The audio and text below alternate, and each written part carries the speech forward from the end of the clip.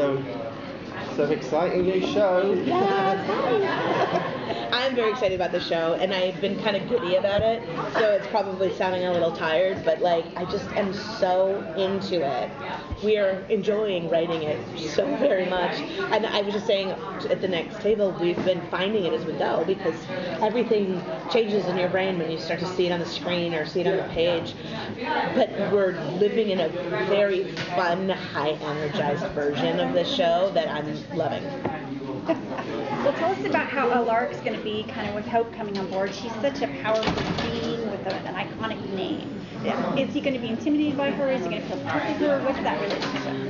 Alaric has what I would like to say, sort of like the Giles and Buffy or the Dumbledore and Harry Potter dynamic with Hope. He's a mentor. He's a friend. He's a boss. He's the headmaster. He cares about her because he knows the damage that she's experienced over the course of her very, very dramatic life, and he finds himself wanting to take care of her in spite of his absolute distaste for her father.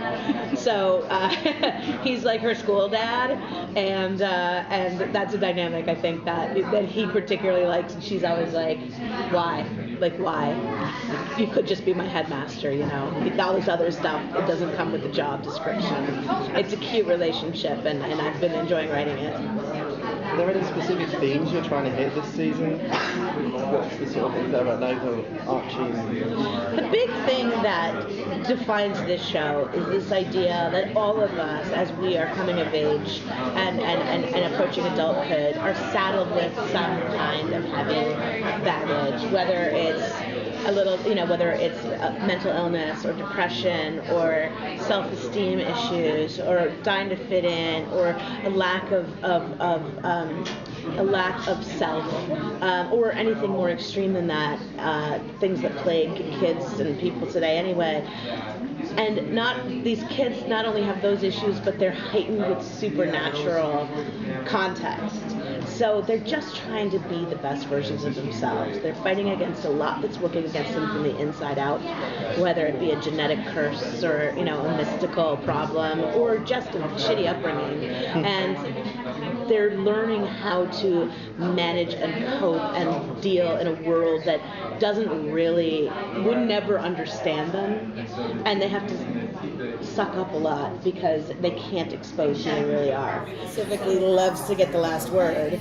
And so when they have a character like Hope who's taking up a lot of their father's attention and who they feel like is a little bit stuck up and a little bit aloof, and they've tried really hard in their minds to be friends with Hope Michelson for 10 years and she's not having it, then they're just going to get into revenge mode. Yeah. That sounds wicked and fun. It is. Wicked, I think, is a great word to describe those girls. They're beautiful young women. They're smart. They are loyal to each other. They are plagued with their own problems, but they fight side by side. And they're good girls, but it doesn't mean they're always right. Now, with Hope's bloodline, if she kills, she becomes werewolf. If she dies, she becomes vampire, I believe is how it works. But does she get to keep magic in either one? Well, interestingly enough, I'm glad you asked that question because we have never said that on camera. What would happen to Hope if she died? We've speculated, we've wondered. I mean, the storyline on the originals right now is very much that. If Hope does not survive this, will she be dead? What will happen to her? And so I can't say much, obviously, because there's still 2 episodes to go. Anything could happen to her. But we'll be revealing those rules along the way as they come up.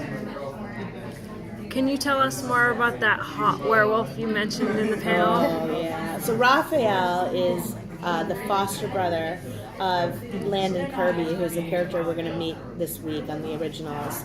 And he is a newly transformed werewolf who has a story about how he triggered his curse that's pretty tragic, who has lived a rough life and who has a lot of anger that may or may not just be a result of his werewolf genes, or maybe is just a product of his own environment, who is a strongly, fiercely loyal young man, best friends to Landon, really believes in the code, the bro code, and the difference, the clear difference between right and wrong. And he's about to enter a world where everything's going to change for him. It's going to kind of shake him to his core. He'll think he finally found a place where he can fit in and be who he wants to be, but he'll realize that he's got a lot of like learning about himself to do along the way. Does the shadow of Klaus kind of hang over this school a little bit? I mean, the name of Nicholson, like I said, really reverberates with the fan base clearly, but the school may not have that same feeling about the name. Yeah, the school. So in the first episode, Hope is showing this new kid the volumes of Mystic Falls history, and she pulls out volume 3, the originals, and like turns to the Klaus Michelson chapter, and she said he's not very popular around here. As we're standing in the Stefan Salvatore Memorial Library. All right, last question, please. Is there any chance for cameos? Or I know you only are having 13 episodes to work with right now, so... There's definitely a chance for cameos. We're writing them in as we go, and we'll see if they live in the script, if the actors say yes. I mean, we would love to see Bonnie Bennett. We have a lot of fun talking about what we could do with Jeremy Gilbert.